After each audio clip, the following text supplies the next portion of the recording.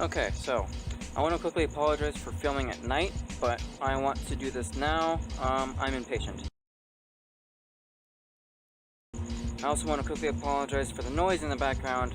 I'm currently outside next to the air conditioner unit. Anyways, I've got the roof bars both glued in place, but I have them held in place with clamps, but because the brass is going to get hot when I solder this, I have them held in place by flux, and I've also got some little sections of silver solder there. So it's going to be a bit nervous. I don't want these to move and then get soldered in place. That would be really bad. If it goes well, I can maybe get these 3 spots, and then I might have to just glue that one. I don't really solder too much, so forgive me for my techniques. So, anyways, I'm gonna get the flame started here and see what happens.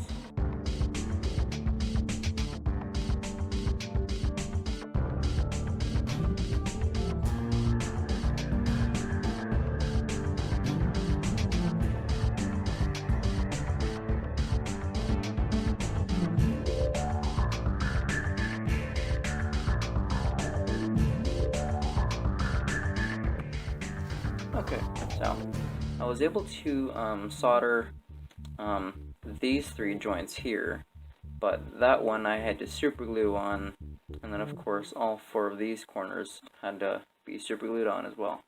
That's a bit of a bummer, but it'll hold just fine.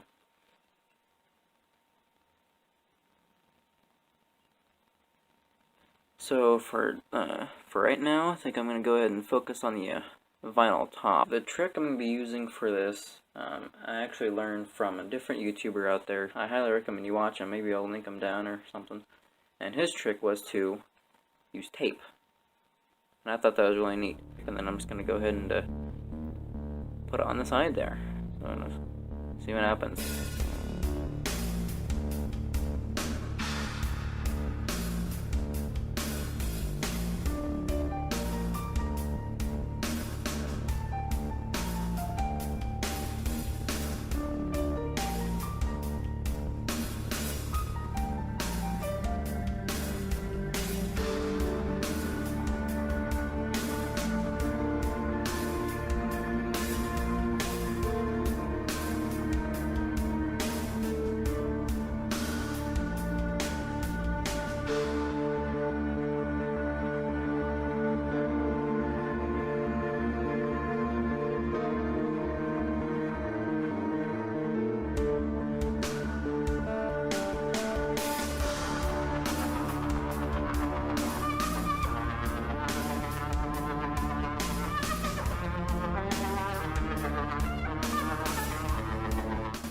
Okay, so after painting it, this is what we're left with.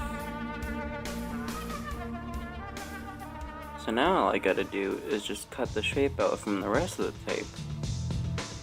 And there we go.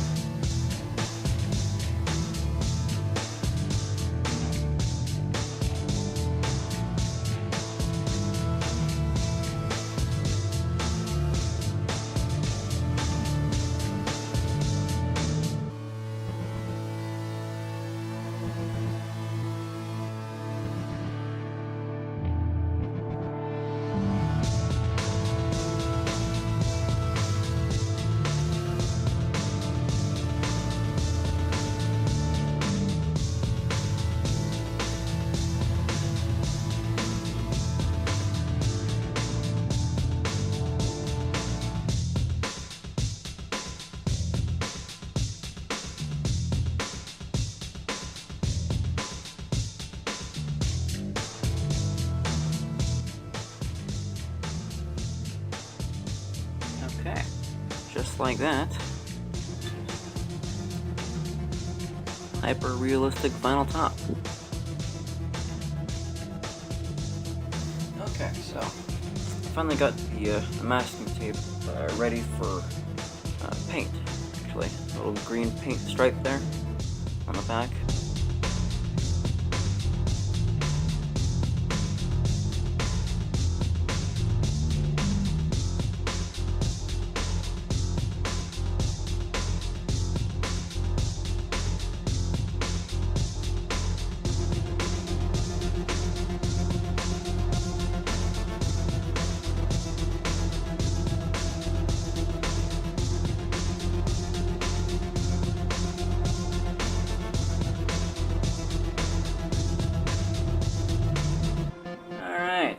Sweet.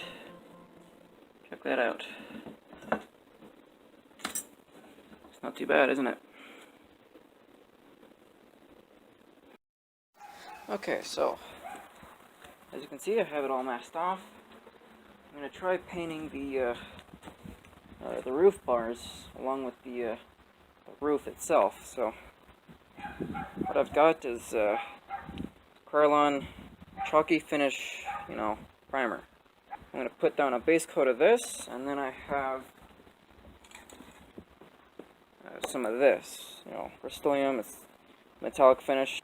And then I'm going to put some rust all over it again. So I have the car masked off, I have the bars sanded down, it's all ready to go. So I think we're ready to rock and roll here. So let's see what happens.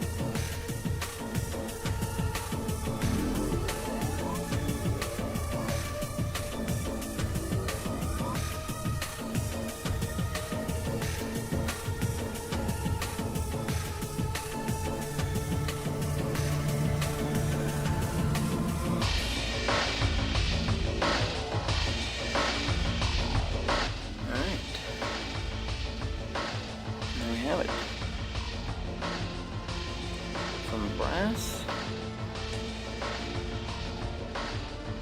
to rusted steel in about a day.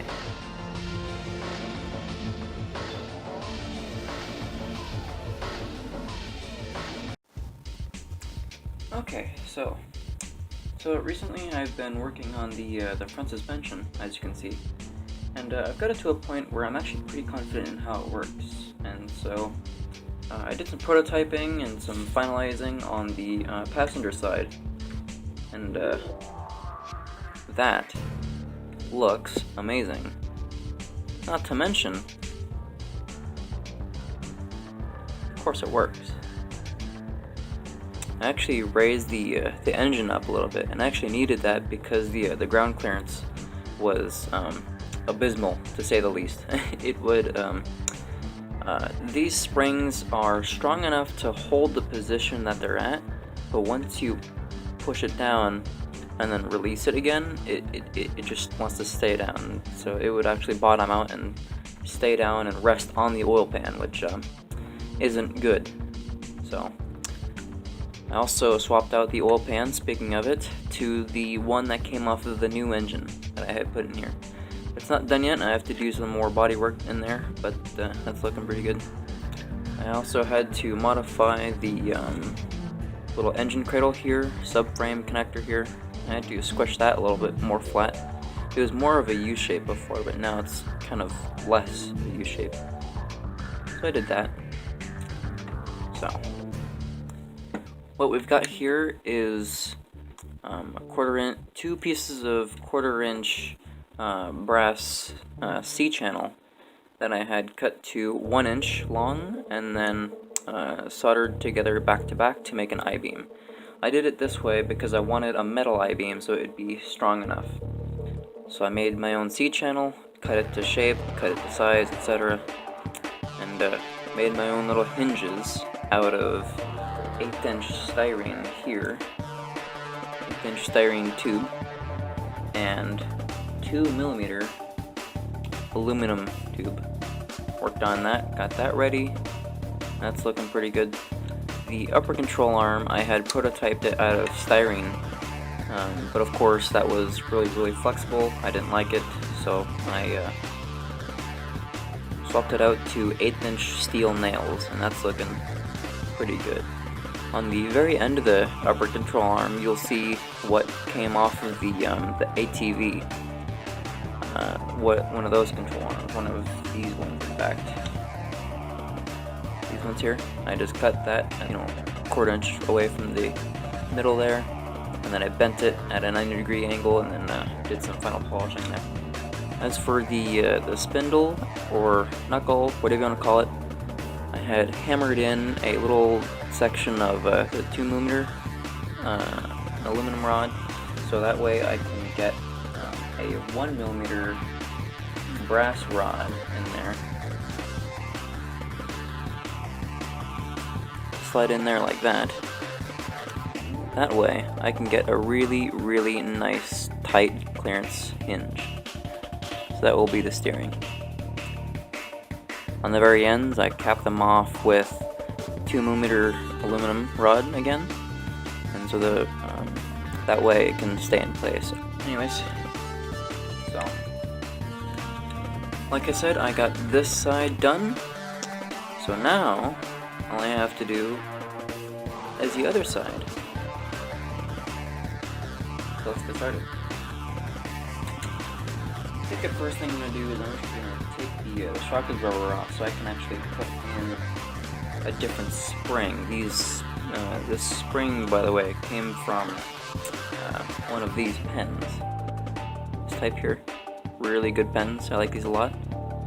But also, I like them a lot because the springs here are actually just the right diameter to fit over these low-C micro truck shocks. And so I'm able to swap these really weak springs out for these relatively strong springs, actually. However, they're still not strong enough. I do need to stretch them to, say like an 1/8 inch longer than what they are.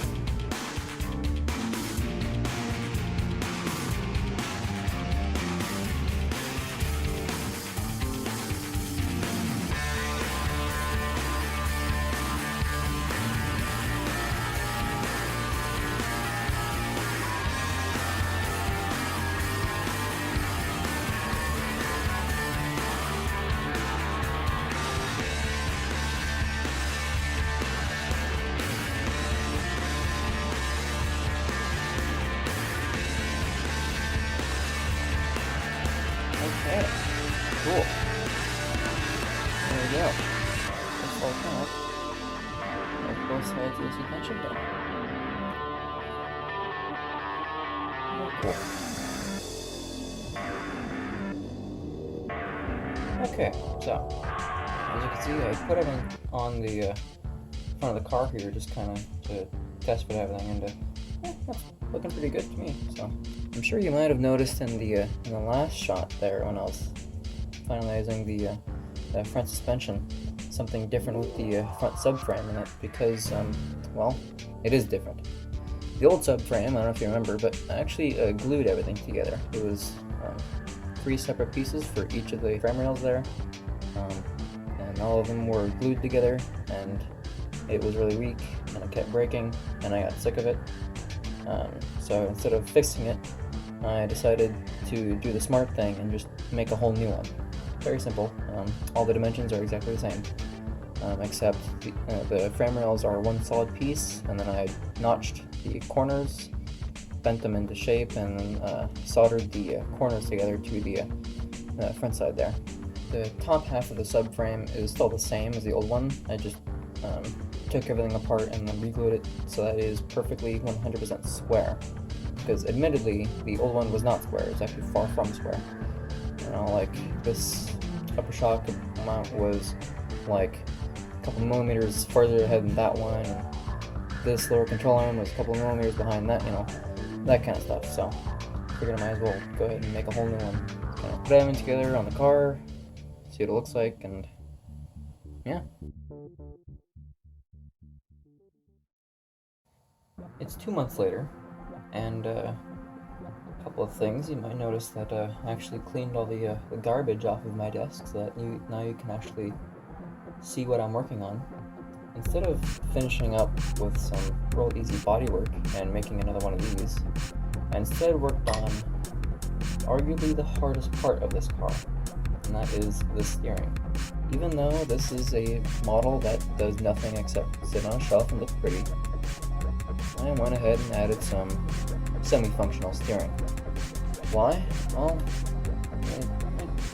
I find it interesting, to be honest. I mean, I've already added some working suspension, so I figured why not go the rest of the way and add some steering. So the way it works is I have a bunch of 2mm aluminum tube and some 1mm brass tube that fits inside of each other to create a pretty tight clearance hinge. So the main part of the steering system is this homemade rack and pinion type thing I made out of 1/8" styrene tube and 2mm aluminum tube.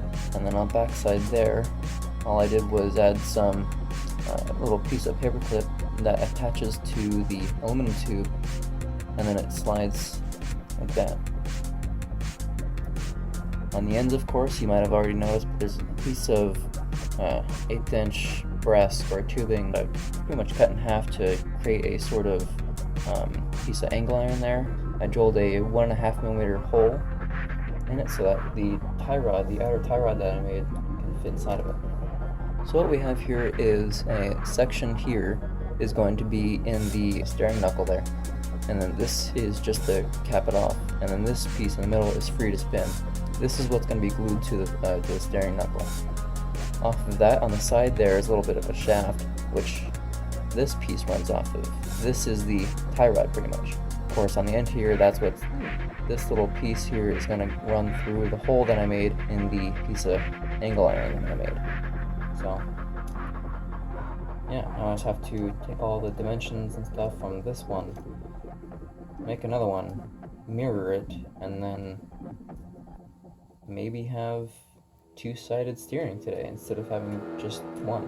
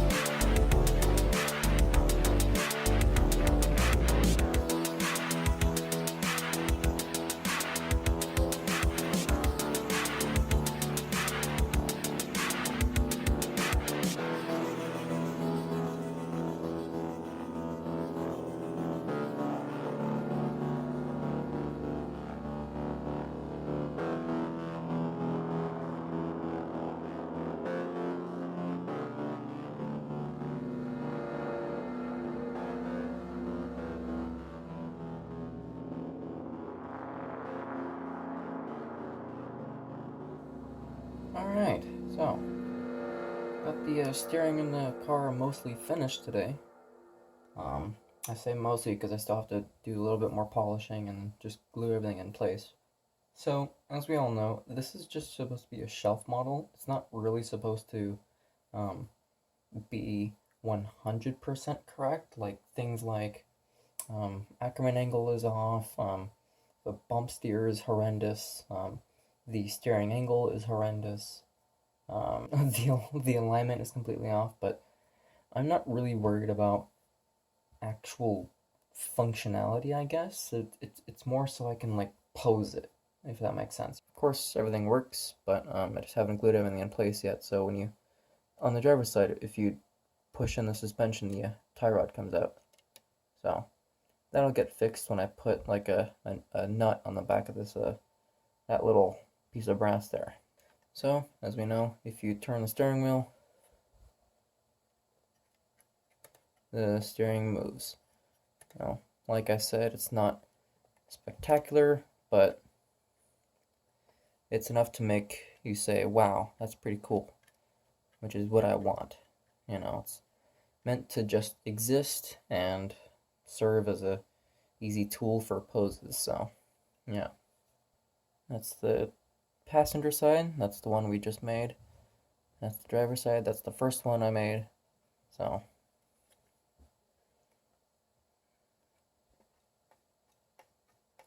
yeah. So the next thing I want to try and do is securely mount the engine to the actual subframe instead of having it just screwed in place by the transmission. So I'm actually trying to design some motor mounts that actually function, like as in have the engine held in place with 2 screws in the front along with the transmission bolt there. I just have these rods glued in place just so I can get the angle right. I had the engine screwed in where I wanted it to, and then I glued these to the side of the block so that I could get the angle correct. And so I also just put some Sharpie dots on the block to help me find the angle later. So the engine mounts on the actual engine are not going to be these rods. It's actually going to be made from 1/8 inch brass square tubing that's going to be cut at 1/8 of an inch, and it's going to be notched in the middle and have a hole drilled similar to what it is like here on the shock mount, and that's going to be bolted or glued directly to the block. And then this 2mm rod will be screwed in through the front through this, and then I'll have another one of these on the actual subframe, so it'll be just like a real motor mount.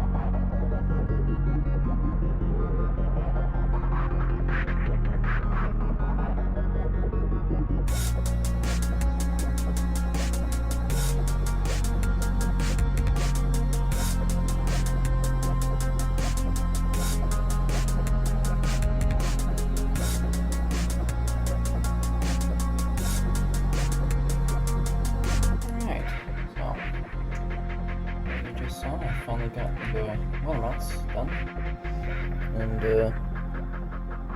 yeah, all I have to do now is just wait for them to dry, and then put everything back together. Yeah, those are full custom motor mounts.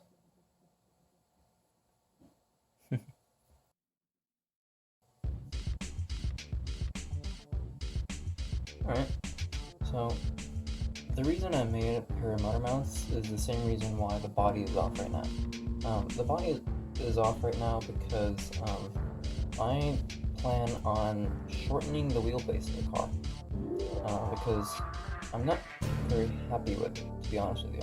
So when the wheel and the body is on, you can see that the distance between the wheel and the nearest piece of bodywork is exactly 1 inch. Now, when the front is on, the distance between that and that is about like 3/8 of an inch. And so I want those two distances to match. In the game, those two distances do match. So, in order to get that right, I'll need to cut out exactly 5/8 of an inch from the middle of the floor. So, my plan on doing that is cutting exactly where this line is, right behind that hole. Cutting it to there and stopping right behind the transmission tunnel there, same on both sides. And then on top there, I don't know if you can see that, but I have a line scribed, and that line there is exactly 5/8 of an inch away from this line. So I need to cut out 5/8 of an inch of drive shaft tunnel from here, and then cut out the transmission tunnel, move that back, and then take the subframe, move it back exactly 5/8 of an inch so that this edge of the subframe hits right there, right in the middle of these two lines. This is going to be a bit nerve-wracking to do because, I spent so much time building this car the way it is right now, and now I'm going to be cutting it in half again. But I'm pretty confident in that I can do a pretty good job with this, so I figure I might as well make the extra effort and shorten the car a little and make it look just that extra bit closer to the game.